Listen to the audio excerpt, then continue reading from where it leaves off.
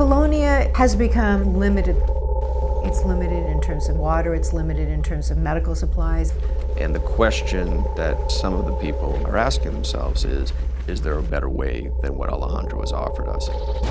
For Francisco and his family, he's a scout. He's traveled around, and I think he's come to realize that certain elements to the Colonia are great, but there might be places that are better. Okay. No, porque nos tenemos que ir. Aquí ya no es seguro, mi amor. It's a definite betrayal when people realize that a scout has left. It possibly could start a snowball effect. Hermanos, unas almas perdidas están yendo. People are losing faith in Alejandro's promises of something greater than. Me llenan de desesperanza. And he becomes fearful of people leaving. Porque lo que hay más allá es peor que la muerte. To Alejandro, what matters most is that he keeps the Colonia together. Lo que hay más allá de ellas, terreno baldío. If it's a lie, if he truly believes in that lie, while he's trying to band the people together, he doesn't care.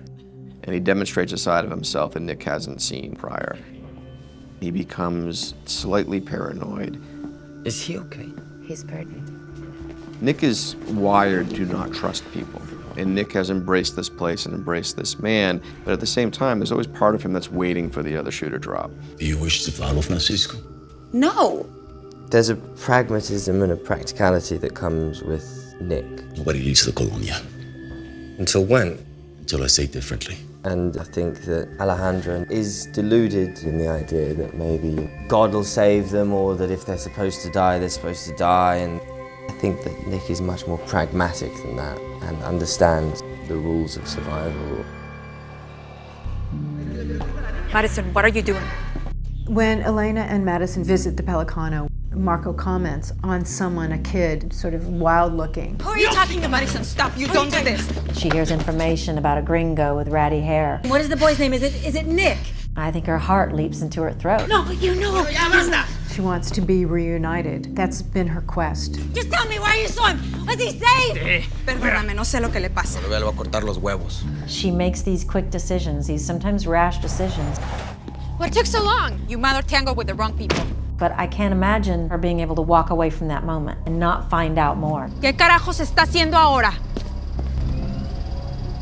Madison is so blinded by her desperation to find Nick that she put everyone else in danger, including the child that hasn't abandoned her. Turn it off.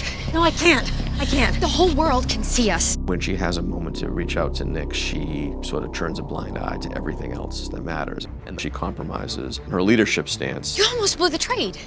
Madison's not perfect. I mean, her heart takes over. You risked it because you heard a rumor about a boy who may or may not be Nick. 15 miles away. She thinks if she lights this beacon, it will give him hope, it will give him a signal. That's a beacon not only for Nick. It's really like banging the dinner bell for the living and the dead.